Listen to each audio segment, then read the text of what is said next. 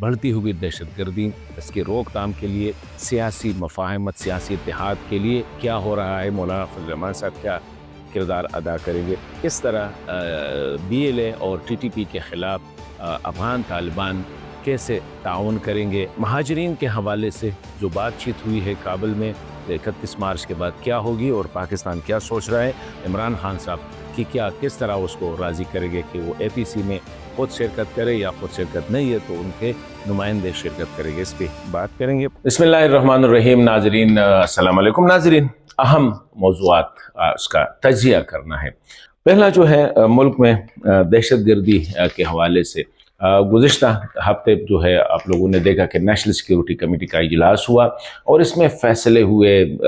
دہشت گردی سے نمٹنے کے لیے، اور کہتے اسٹرانگ فیصلے کرنے ہوں گے، لیکن اس میں ایک کمی تھی کہ اس میں پاکستان تحریک انصاف نے شرکت نہیں کی، اختر جان مینگل نے اور محمود خانہ چکزئی صاحب نے اس میں شرکت سے انکار کر دیا۔ تو حالانکہ وہ پارلیمنٹری کمیٹی تھی، وہ تو بڑی اسٹرانگ پاورفل کمیٹی ہے، لیکن اب آوازیں یہ آ رہی ہے کہ جی دہشت گردی کا ناسور جو ہے اس کو ہم اس طرح حل نہیں کر سکتے، اس کے لیے ایک نیشنل کنسنسس بہت ضروری ہے، قومی اتفاق رائے ضروری ہے، اور بہتر ہے کہ ہم ہر سطح پہ کوشش کریں کہ قومی اتفاق رائے پیدا کرے تاکہ دہشت گرد اور دہشت گردوں کے خلاف جو ہے جو پالیسی بنانی ہو وہ سب اس کے پیچھے، کوئی پر چونکہ چنانچہ اس میں نہ ہو۔ تو اس مقصد کے لیے اور یہی کہا جا رہا ہے کہ ایک تو نیشنل سیکیورٹی کمیٹی کا اجلاس، اور دوسرا جو ہوگا عید کے بعد لائکلی ممکن ہے جلد یا بدیر ایک آل پارٹی کانفرنس بلایا جائے گا، اور جس میں تمام سیاسی جماعتوں، مذہبی جماعتوں کو شرکت کی دعوت دی جائے گی۔ نہ صرف دعوت دی جائے گی بلکہ کوشش کی جائے کہ انشور کیا جائے کہ وہ اس میں پارٹیسپیٹ کرے، اور یہ نیشنل ایکشن پلان 2 جو ہے اسی حوالے سے ایک متفقہ ایک مطلب کہ سب کی اتفاق رائے سے ایک ڈاکومنٹس جو ہے وہ بنائے کہ کس طرح اس سیکیورٹی حالات، سیاسی عدم استحکام اور اسپیشلی جو دہشت گردی ہے اس سے نمٹا جائے۔ تو اسی حوالے سے آپ نے بلاول بھٹو زرداری کو بھی سنا ہوگا، اس نے بھی کہا ہے کہ میں پرائم منسٹر کو کہوں گا کہ دوبارہ بلائے، اور اس نے یہ بھی کہا ہے کہ وہ ریڈی ہے میڈیٹ کرنے کے لیے اپوزیشن اور حکومت کے ساتھ درمیان جو ہے نا گو بٹوین کے لیے، میڈیشن کے لیے اس نے کہا ہے کہ میں تیار بھی ہوں۔ اس میں جو اہم کردار ہوگا وہ مولانا فضل الرحمان صاحب کا ہوگا،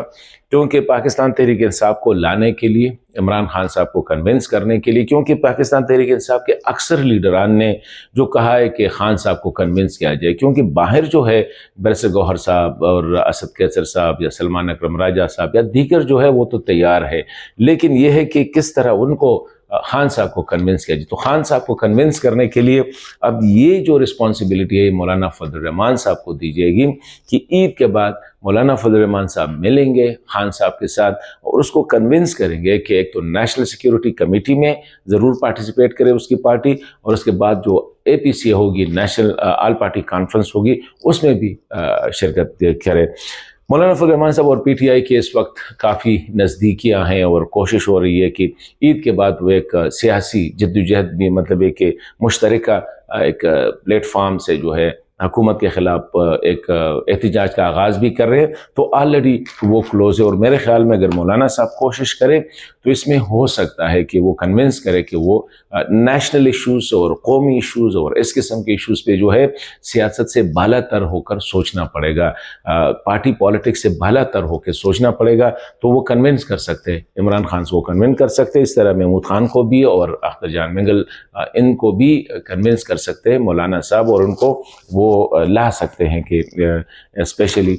جب جو قومی مسائل ہو اس پہ ایک مشترکہ لائحہ عمل اپنانے میں۔ اور پھر مولانا صاحب کو تو میرے خیال میں اس لیے کہ مولانا صاحب کو اچھی طرح پتہ ہے کہ حالات کیا ہے، تو DI خان کی صورتحال، خیبر پختونخوا کی صورتحال، اور خود مولانا صاحب کی زندگی خطرے میں ہے، اس کو مختلف سائڈ سے اس کو مطلب ہے کہ تھریٹس ہے، اور یہ ہر کسی کو پتہ ہے، صرف مولانا صاحب کو بھی اور دیگر ہمارے جو مذہبی رہنما ہیں ان کی زندگیوں کو بھی خطرہ ہے۔ تو اسی حوالے سے مولانا صاحب ایک اچھا کردار ادا کر سکتا ہے، اور اچھی بات ہے کہ حکومت اب مولانا صاحب کو اس سلسلے میں انگیج کر رہی ہے، اور مولانا صاحب ایسے سیاستدان ہیں، زیرک سیاستدان ہیں، محب وطن سیاستدان ہیں، مذہبی اور ہر لحاظ سے وہ کوالیفائڈ ہے، تو اس میں وہ اپنا کردار ادا کر سکتے ہیں۔ افغانستان کے حوالے سے خبروں کی میں بات کر رہا تھا، تو صادق خان صاحب کا جو دورہ ہوا وہاں پہ ان کی ملاقاتیں ہوئی، بہت سی چیزوں پہ باتیں ہوئی ہے، ٹریڈ پہ بات ہوئی، ٹرانزٹ پہ بات ہوئی ہے، بارڈر پہ بات ہوئی، ویزوں پہ بات ہوئی ہے، مہاجرین پہ بات ہوئی ہے۔ امپورٹنٹ بات جو ہے وہ پاکستان کے لیے جو ہے وہ ٹی ٹی پی اور بی ایل اے کا ہے، تو مین ٹاپک ہی رہا ٹی ٹی پی اور بی ایل اے رہا۔ بی ایل اے پہ تو افغان طالبان کے لیے کوئی اتنا ایشو نہیں ہے، کیونکہ اب چاہ رہے ہیں افغان طالبان کی پاکستان کے ساتھ ان کے تعلقات اچھے رہے، ٹھیک رہے، جذباتی اور یہ جو ہے نا ان سے نکل کے ایک صحیح جو دونوں ملکوں کے قریب لے اور تعلقات ٹھیک ہو، تو وہ کوشش کر رہے ہیں کہ وہ ریڈی ہے کہ وہ اس میں تعاون بھی کرے۔ بی ایل اے کے حوالے سے وہ تو آؤٹ ورڈ وہ چاہیں گے، ٹی ٹی پی کے حوالے سے تھوڑا سا یہ نظریاتی ایلیمنٹ ہے، ریلیجس ایلیمنٹس ہے، کیونکہ ٹی ٹی پی بھی وہی یوز کر رہا ہے جو ٹی ٹی اے یوز کر رہے تھے، تو اس کے حوالے سے یہ ہے کہ شاید طالبان افغان سرزمین پر ان کے خلاف کوئی کارروائی نہ کرے، نہ ان کو نکالے، لیکن اتنا ہو سکتا ہے کہ پاکستان کے ساتھ انٹیلیجنس شیئرنگ جب وہ پاکستان بارڈر کراس کرتے ہوں، جب وہ یہاں پہ آتے ہیں، تو یہ کچھ ارینجمنٹ ہوئی ہے کہ پاکستان کے ساتھ وہ اسی حوالے سے انفارمیشن شیئر کریں گے۔ پھر پاکستان کو یہ بھی ہوگا کہ پاکستان اپنے بارڈر کے ساتھ جو ہے پوسٹ ہے، جو ابھی تک وہ نہیں بنا سکتے تھے کیونکہ وہاں سے فائرنگ ہوتی تھی، تو وہ بارڈر پوسٹ بنا سکتے ہیں۔ پاکستان جدید اسلحے کا استعمال کر سکتے کہ ان کو بارڈر کراس کرنے سے روکے، اور اسی حوالے سے عید کے فوراً بعد ہو سکتا ہے کہ ایک ہائی لیول ڈیلیگیشن پاکستان سے کابل چلا جائے یا کابل سے پاکستان آئے، اور یہ جو باتیں ہوئی ہے ان کو تھوڑا سا وہ ریٹن فارم میں لے آئے، اس کو انسٹیٹیوشنلائز فارم میں لے آئے، کیونکہ جب صادق خان صاحب واپس آ گئے تو اس نے ڈپٹی پرائم منسٹر جو وزیر خارجہ بھی ہے ان کو ساری چیزوں پہ بریف کیا کہ کیا کیا باتیں ہوئی ہے، کہاں تک جو ہے وہ ریڈی ہے، کس ایریا میں ان کی کیا مجبوریاں ہیں، تو یہ چیزیں ہو رہی ہیں۔ اور آلریڈی یہ جو سراج الدین حقانی صاحب کو ڈی لسٹ کیا گیا ہے، تو افغان طالبان کے ابھی آلریڈی وہ گروپس تو ہے، کندہاری گروپس اور کابلی جو حقانی گروپس ہے، تو ہر ایک کوشش کر رہے ہیں کہ اپنے آپ کو ایڈجسٹ کرے، اور ابھی کندہاری گروپ میں بھی یہی باتیں ہو رہی ہے کہ انٹرنیشنل ریکگنیشن کے بغیر ہم آگے نہیں جا سکتے۔ تو یہ ہے مہاجرین کے حوالے سے جو اچھی ڈیولپمنٹ ہے وہ یہ ہے کہ دونوں حکومتوں نے اس بات پہ ایگری کر گئے، رضا ہو گئے ہیں کہ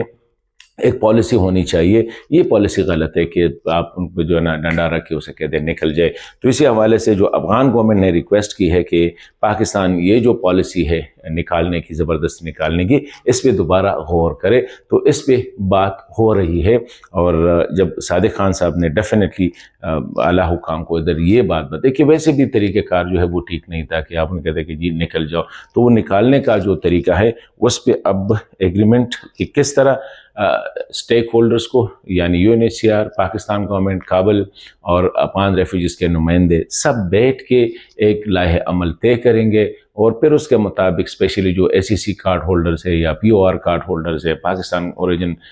جو پروف آف رجسٹریشن جس کے پاس ہے، کہ ان کے لیے کیا جو ہے